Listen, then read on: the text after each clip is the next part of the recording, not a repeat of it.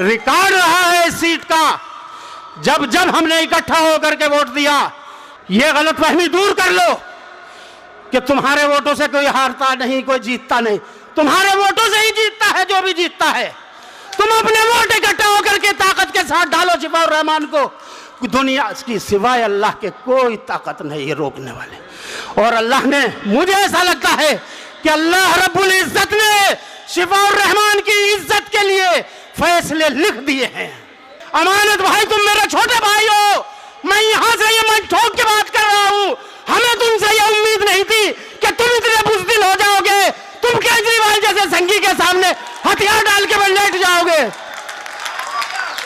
हमने ये सोचा था, खुदा की कसम मैंने ये सोचा था कि अगर केजरीवाल किसी वक्त कभी ना बंद करेगा, अमानतुल्लाह तुम उसका हाथ पकड़ लोगे, तुम उसकी जबान पकड़ लोगे और जबरदस्ती भी नहीं मानेगा तो फिर छोड़ के एक झटके में उसे अलग हो जाओगे।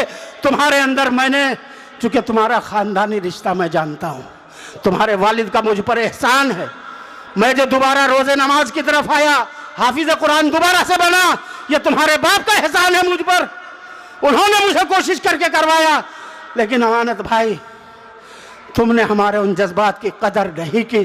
तुम कहते हो कि मुझे शिकायत है ओवैसी से, और ओवैसी को कहते हैं वोट काटने वाला है, और ओवैसी ने क्या आवाज उठाई, तुम अपनी कुर्बानी गिनाते हो। हालांकि मैं ये कहता हूं, मैं सच्ची बात यह है ईमानदारी की कि तुमने शुरू के 2-2.5 साल कुछ काम किया है, इसके अलावा कोई तुम्हारी कुर्बानी नहीं है। तुम्हें जब केजरीवाल ने जिस काम के लिए कहा तुमने वो किया, जिससे रोक दिया तुम रुक गए। दिल्ली में दंगे हुए, एक रात तुमने मर्द मुजाहिद का किरदार अदा किया था एलजी हाउस पे।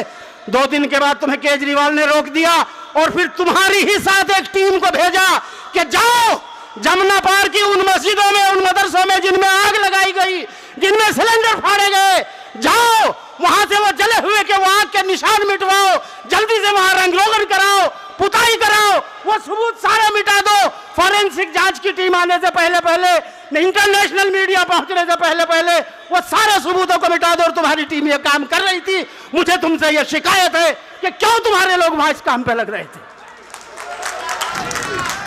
अमानत भाई, तुमने वहां ईदगाह में रिलीफ का कैंप लगाया। हमने तुम्हें इसलिए एमएलए नहीं बनाया था कि तुम कौम से पैसे इकट्ठे करके, राशन इकट्ठा करके वहां रिलीफ बांटोगे। यह काम तो जमीयत उलमा कर लेती है, यह काम तो जमात इस्लामी कर लेती है, यह काम तो मुशावरत कर लेती है, यह काम तो मिल्ली काउंसिल कर लेती है, दूसरी हमारी सारी मिल्ली जमातें यह काम कर लेती है। हम जिसको एमएलए और एमपी बनाते हैं वो इसलिए बनाते हैं कि अगर मेरी कौम के हुकूक पर कोई सरकार या कोई लीडर डाका डालता है या मेरी कौम के बच्चों के गलों पर हाथ डालता है तो मेरा एमपी, मेरा एमएलए उसकी गर्दन पर हाथ डाल करके उससे कह के रोक, ये मेरी कौम के बच्चे हैं, ये मेरी कौम के मेरे भाई है, तो इन पर हाथ नहीं डाल सकता। लेकिन अमानत भाई, मुझे अफसोस है तुमने शिफाउर रहमान के लिए एक बार भी आवाज न उठाई। एक खत भी केजरीवाल को न लिखा कि केजरीवाल शिफाउर रहमान को बाहर कराओ, इनके साथियों को जेल से निकलवाओ। और मैं आज, चूंकि वक्त बहुत कम है, मुदस्सिर भाई खड़े हुए हैं, लोग और भी होंगे। आबिद भाई आप अच्छा बोल रहे हैं, बोलिए। मैं फिर कहता हूं कि वहां भी आपने हमें मायूस किया। आप अगर उसका हाथ पकड़ लेते, आप केजरीवाल के खिलाफ एजिटेशन करते, आप मैदान में आते, खुदा की कसम पूरा ओगला तुम्हारी पीठ पे खड़ा होता।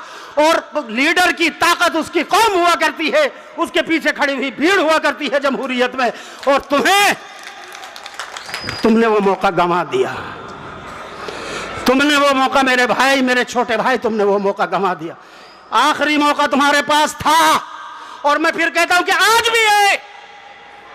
खुदा की कसम खा के कहता हूं, सिर्फ ओखला के नहीं, पूरे हिंदुस्तान के मुसलमान तुम्हें अपने सर का ताज बना लेंगे। तुम एक मिसाल कायम कर दो। लेकिन एक बार मैं एक मिसाल तुम्हें सुनाता हूं। किशनगंज में पार्लियामेंट का चुनाव हो रहा था। जनता दल यूनाइटेड नीतीश कुमार की पार्टी से अख्तरुल ईमान साहब, जो इस वक्त वहां पर स्टेट के मजलिस इत्तेहादुल मुस्लिमीन के सदर हैं और एमएलए भी हैं, वो उस वक्त जेडीयू से एमएलए थे, एक्स मिनिस्टर थे उसी पार्टी से रहे हुए। मौलाना असरारुल कासमी का और उनका टकराव हो गया इलेक्शन में, दोनों का इलेक्शन बराबर हो गया। जैसा आज शिफाउर रहमान और अमानतुल्लाह का, अमानतुल्लाह बहुत पीछे है, शिफाउर रहमान का इलेक्शन बहुत ऊपर है। उस वक्त अख्तरुल ईमान ने जब यह पोजीशन देखी, एक तरफा खड़े होकर के ऐलान कर दिया कि मैं मौलाना असरारुल कासमी के हक में इलेक्शन से विड्रॉल करता हूं। अमानत भाई, मैं तुम्हें दावत दे रहा हूं, इस मंच से दावत दे रहा हूं, आओ तुम ऐलान कर दो पब्लिक के बीच में खड़े होकर के कि मैं केजरीवाल की झाड़ू फेंक करके मैं शिफाउर रहमान के पीछे खड़ा हो रहा हूं, शिफाउर रहमान के हक में इलेक्शन से दस्तबरदार होता हूं, मैं इलेक्शन नहीं लड़ूंगा, मेरी कौम के लोग शिफाउर रहमान को वोट दो। तो मेरे दोस्तों, मैं गारंटी से कहता हूं, अमानत भाई, मुझे मालूम है कि केजरीवाल उसी दिन तुम्हें निकाल देगा पार्टी से, लेकिन खुदा की कसम, यह कौम जिसका नाम मुसलमान है पूरे मुल्क में तुम्हें अपने सरों का ताज बना लेगी, तुम्हें अपने कंधों पे उठाए फिरेगी, तुम्हें हीरो बना लिया जाएगा। कुर्बानी दे के तो देखो। तुम दावा करते हो मैंने कुर्बानी दी, क्या कुर्बानी दी? अरे ये कुर्बानी दो और फिर कौन से शिकवा करना कि मैंने कुर्बानी दी थी। काहे की कुर्बानी दे दी? अच्छे खासे यार काउंसलर भी नहीं थे, एमएलए बन गए, 10 साल तक एमएलए बन गए। कुर्बानी दी है या कौन से कुर्बानी ली है? कौन से कुर्बानी ले रहे हो मेरे भाई? अपना हिसाब करके देखना। इस इलाके में डेमोलेशन पहले भी होते थे, अब भी होते हैं। जितनी तुम्हारी उम्र है इतना वक्त मुझे इस इलाके में रहते हुए हो गया है। मुझे तकरीबन 38 साल हो गए यहाँ रहते हुए, और अमानत की उम्र मेरे ख्याल से 44 साल 42 साल की है। बुलडोजर पहले भी यहां चलते थे, लेकिन इनका रेट जो है वो उठा के देख लेना। जब से केजरीवाल की सरकार आई है 10 गुना ज्यादा बढ़ गया। और जिस दिन से एमसीडी में आम आदमी पार्टी आई है उस दिन से 80 गुना यहां पर डेमोलेशन का रेट बढ़ गया। और आखिरी बात कहता हूं, यह डराया जा रहा है कि अगर इसे वोट नहीं दोगे तो वो जीत जाएगा और बीजेपी आ जाएगी और वो खा जाएगी, उसे वहां से वोट नहीं मिलेगा, इसे यहां से नहीं मिलेगा, उसे वहां से मिल गया, हमें इतना मिल गया।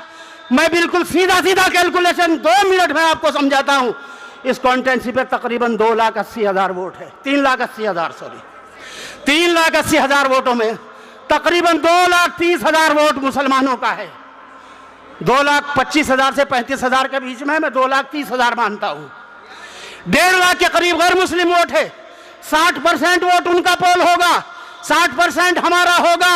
हमारा रिकॉर्ड रहा है इस सीट पर 93 से यहां विधानसभा के चुनाव होते हैं। आज तक सिवाय पिछले इलेक्शन के कभी बीजेपी तीसरे नंबर से दूसरे पे भी नहीं आ सकी। पिछली बार दूसरे नंबर पे इसलिए थी कि शाहीन बाग एजिटेशन के जज्बात के बीच में इलेक्शन था। पूरी कौम ने दीवानावार तुम्हें वोट दे करके, एकतरफा वोट दे करके तुम्हें 72,000 वोटों से दिलाया था, जिताया था। इसलिए बीजेपी दूसरे नंबर पर आ गई थी, बाकी किसी पार्टी को वोट नहीं मिला था। अब ये पोजीशन नहीं है, ना पहले थी और ना अब है और ना आगे रहेगी। अब वोट बराबर उधर भी बटेगा, इधर भी बटेगा। उधर कांग्रेस को भी मिलेगा, आम आदमी को भी मिलेगा, सबसे ज्यादा बीजेपी को मिलेगा। वहां से मैं समझता हूं दोनों पार्टियों को, आम आदमी को और कांग्रेस को 25 से 30,000 वोट टोटल मिलेगा, टोटल। और 50,000 के करीब बीजेपी को मिलेगा। 75-80,000 वहां से पोल होगा, इससे ज्यादा नहीं हो सकता। हमारे यहां से पोल कितना होगा? हमारे यहां से पोल होगा 1,60,000 के करीब, हो सकता है 170 भी हो जाए।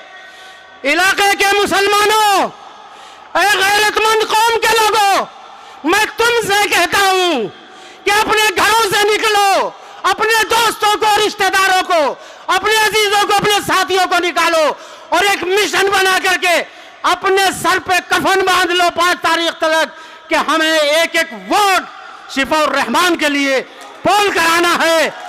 और अमानत को 1,30,000 वोटों से जिताया था, तो इसको 1,40,000 वोट दे करके तुम जिता दो। रिकॉर्ड रहा है इस सीट का। जब जब हमने इकट्ठा होकर के वोट दिया, 93 में हमने, हमारी अक्सरियत ने परवेज हाशमी को वोट दिया, जनता दल के टिकट पे जिता दिया। 98 में हमने वोट दिया, उन्हीं को इकट्ठा होकर के कांग्रेस के टिकट पे जिता दिया, फिर जिता दिया, फिर जिता दिया। 4 बार जिताया। और जब हमने इकट्ठा होकर के वोट आसिम मोहम्मद खां को दिया, हमने इंडिपेंडेंट आसिम मोहम्मद खां को भी जिता दिया। 1 बार नहीं 2 बार जिता दिया, कांग्रेस के टिकट पर भी जिता दिया। यह गलतफहमी दूर कर लो कि तुम्हारे वोटों से कोई हारता नहीं, कोई जीतता नहीं। तुम्हारे वोटों से ही जीतता है जो भी जीतता है। तुम अपने वोट इकट्ठा होकर के ताकत के साथ डालो शिफाउर रहमान को। दुनिया की सिवाय अल्लाह के कोई ताकत नहीं है रोकने वाले। और अल्लाह ने, मुझे ऐसा लगता है कि अल्लाह रब्बुल इज्जत ने शिफाउर रहमान की इज्जत के लिए फैसले लिख दिए हैं।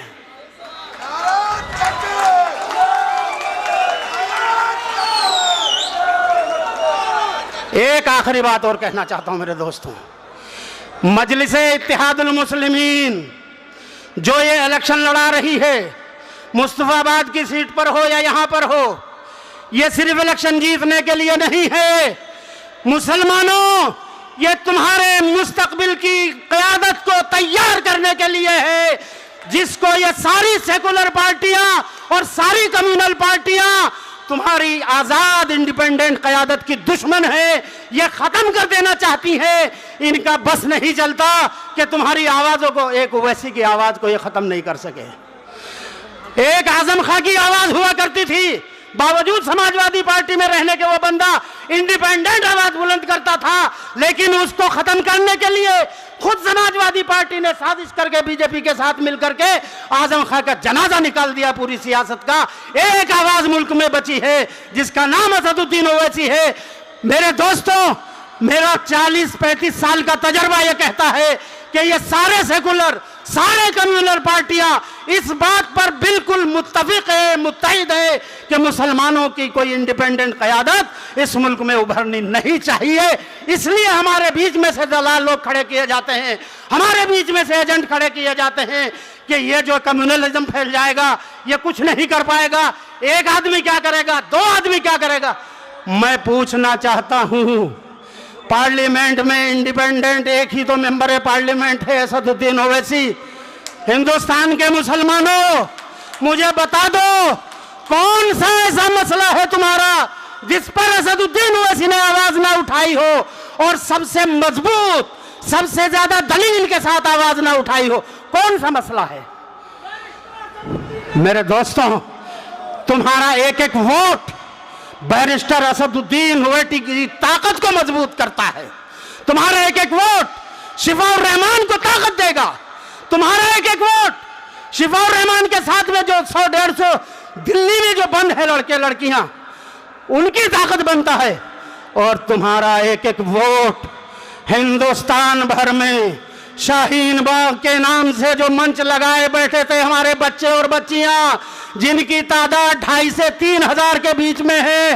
ओखले वालों, मेरे दिल की बात खुदा की कसम खा के कह रहा हूं, निकले ना। तुम्हारा एक एक वोट उन सारे बच्चों की ताकत बनेगा, उन सारे बच्चों को हौसला देने वाला बनेगा, उन सारे मजलूमों को ताकत देने वाला बनेगा। खुदा के वास्ते किसी भी प्रोपेगेंडे का शिकार ना हो करके, बिल्कुल यकतरफा हो करके, किसी की ना सुन करके सिर्फ और सिर्फ शिफाउर रहमान को वोट देना।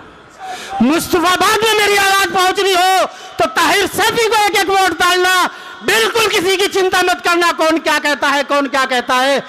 मैं समझता हूं दिल से जो बात निकलती है असर रखती है, पर नहीं ताकत परवाज मगर रखती है। अल्लाह हाफिज।